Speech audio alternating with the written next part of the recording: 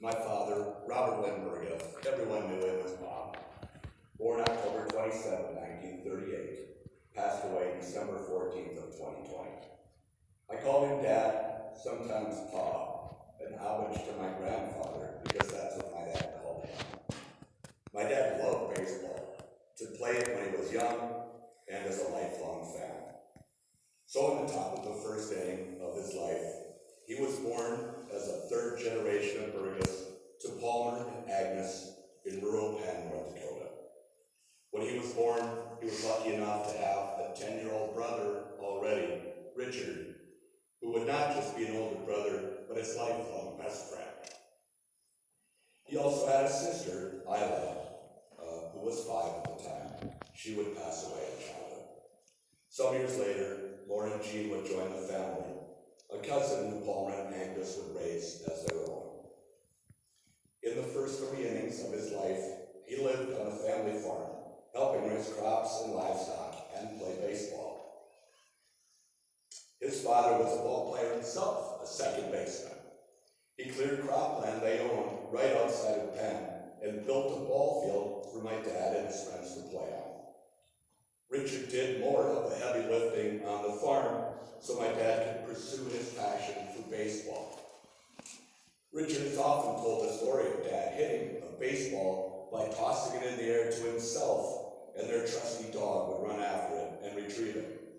Grandpa would have to save the dog from running itself to death. One afternoon, Richard decided he wanted to try and catch a fly ball that my dad would hit. Well, my dad was a good hitter. He hit it way up in the air, it got in the sun. Richard looked up to catch it, he missed, and it hit him square between the eyes. Richard's nose bled, his eyes watered, but I don't know if he ever caught another fly ball from my dad. I must have heard that story 100 times, told by them both. We all three would laugh each time. Dad also enjoyed some mischief. He and friend Matt Miller were horsing around in the barn. Dad decided it might be fun to ride the bale conveyor, and he came out the worst of it. Dad wound up hanging by his thumb about 20 feet in the air, stuck between a rope and a pulley, and he wound up with a scar on his hand the rest of his life, if you didn't know how he got that when you would shake his hand. Matt Miller lost a portion of a finger at the same time. Well, my dad was in the Minneapolis airport about 10 years ago, and he was sitting having a little something to eat before his flight left. And suddenly a man sat down next to him that he didn't really pay any attention to. And then the man laid his hand out next to my dad with the missing finger. My dad didn't say anything, he just set his hand out there with his scar, and they stood and hugged. Because they knew. They hadn't seen each other in 40 years, but one had a scar, the other one was missing a finger. So it was a shared experience from childhood. My grandma Agnes was an educated woman. She was a school teacher, college graduate. She wanted Dad to be educated because she knew her older son was a born farmer. So she sent Dad 14 miles to live in Devil's Lake when he was just 13, going into high school, so that during the harsh North Dakota winters he wouldn't miss any school.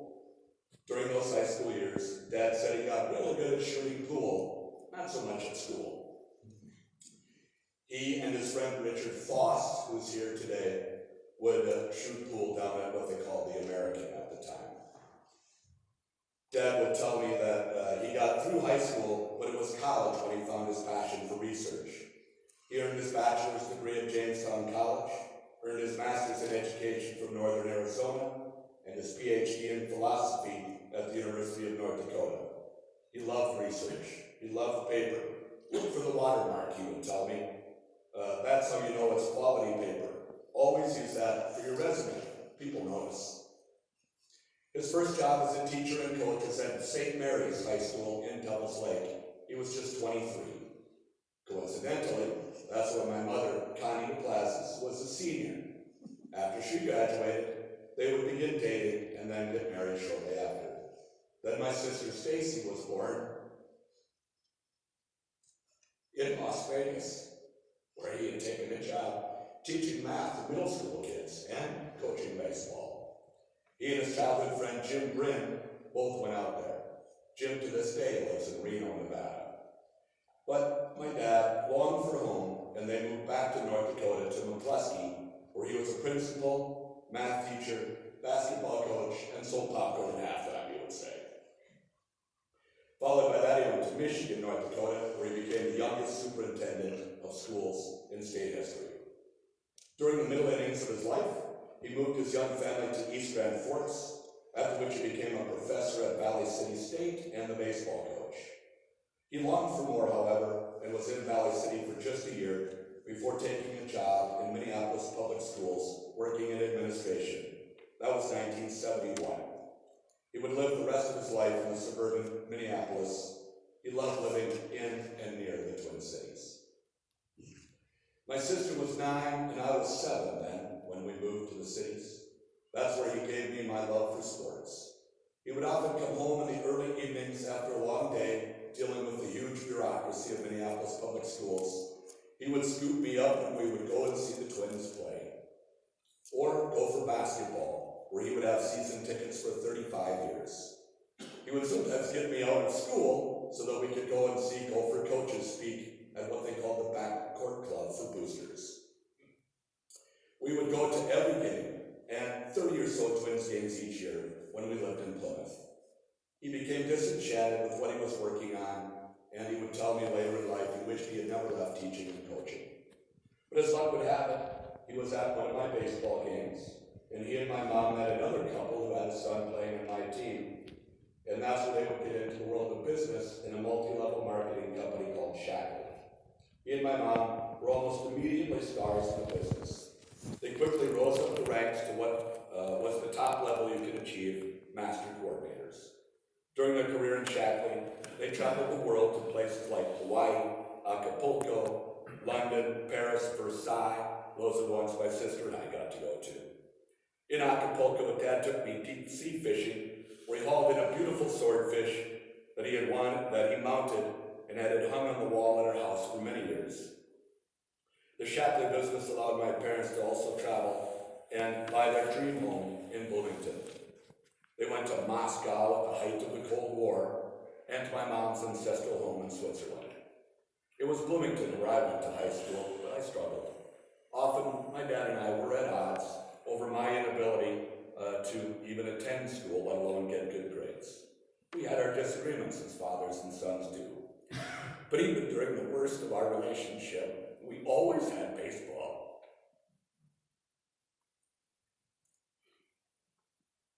He could put aside our differences and go and see the Twins or one of my games and not bring it up. He was my best coach, and next to my mom, my biggest supporter. As I approached graduation, I had no idea what I wanted to do. It wouldn't be college like him. One day he said, well, what about being in radio? You could do play-by-play for sports. I had no idea you could do that. And neither did he. But being the research rat he was, he went to work to figure out how to get me into it, and I attended Brown Institute. He also helped me get my first job in radio right here in Devil's Lake. I was 22. Very close to the same age he was when he lived in Devil's Lake for the last time. Now, in case you hadn't noticed, I look a little bit like my dad. So I would be walking the streets in Devil's Lake, and on several occasions people would walk by and they would look at me with a strange look. I knew what was coming. They would say, you have got to be Bob Burga's son. And I would say, yes, I am.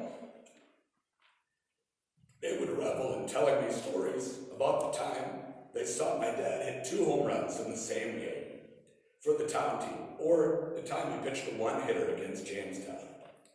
That had been 30 years earlier. He had left his mark. He also passed on to both my sister and I a love for movies. One of my favorite memories was when he took us to see the first Jaws movie. In the scene where they're exploring the shipwreck, and there's a severed head that pops out in a hole of the hull, my sister screamed and threw her pop all over my dad. We laughed about it. I don't know how much he laughed at the time, but later years he did laugh about it.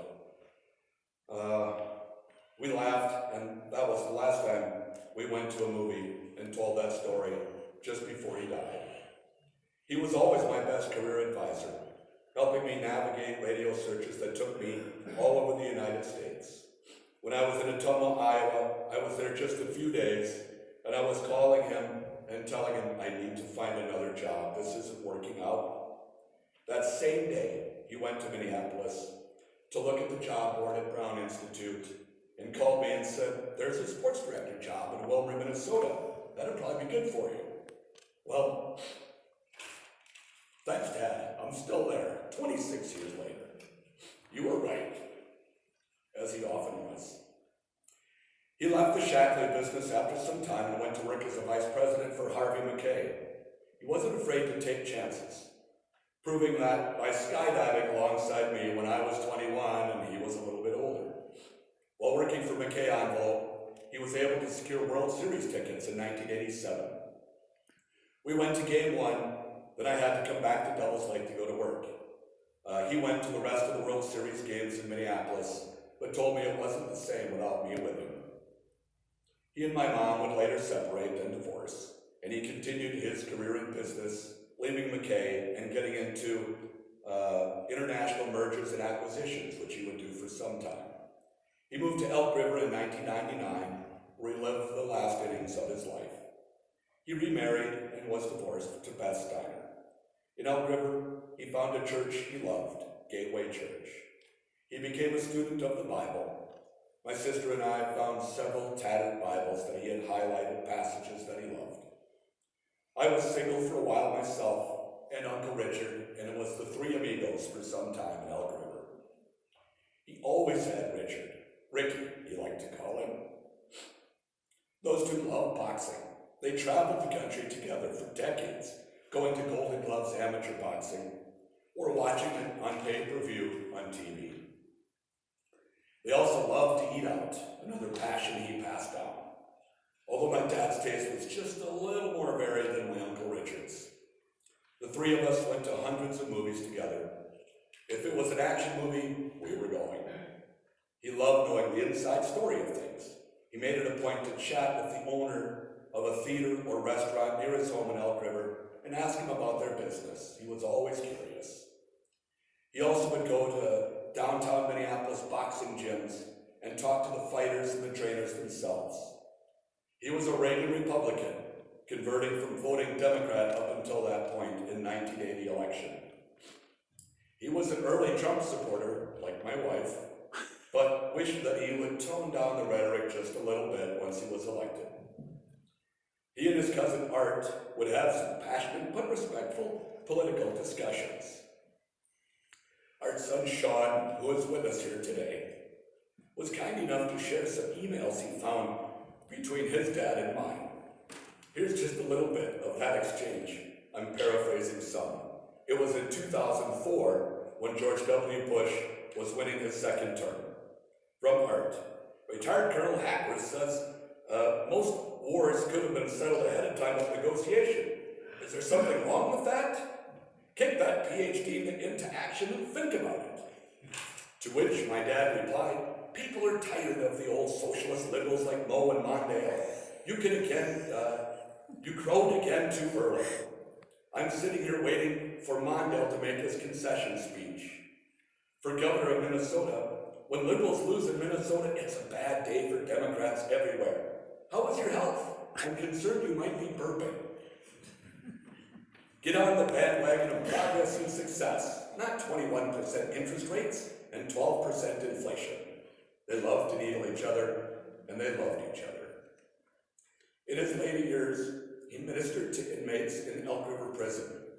He enjoyed some red wine while watching the sunset on his patio with his friend Francis Stockwell, and he watched the Twins every night. In his final days, when I was allowed to go and see him, we watched the Vikings play on Sunday. The nurse wasn't sure he'd recognize me. He had had a bad night the night before. But when I went in, he perked up. He recognized me. He looked me in the eyes. He told me he loved me. And we chatted during the game. I had to leave shortly after. They would only let me stay for so long. 2 hours after I left, his doctor called and said he had taken a turn for the worse. and recommended that he come off the oxygen. He died the next day. I would have given anything to watch one more game with him. With all of the memories of him I have, forever my favorite will be with how he was with my wife, Tanya. When he saw her strawberry blonde hair and big smile, bounce up to him and give him a big hug, he hugged her right back. I used to tease him then when he saw Tanya. It was love at first sight. Bob Bergeth, father, teacher, coach, businessman, published author, world traveler. You left me, Mark. I miss you. I love you.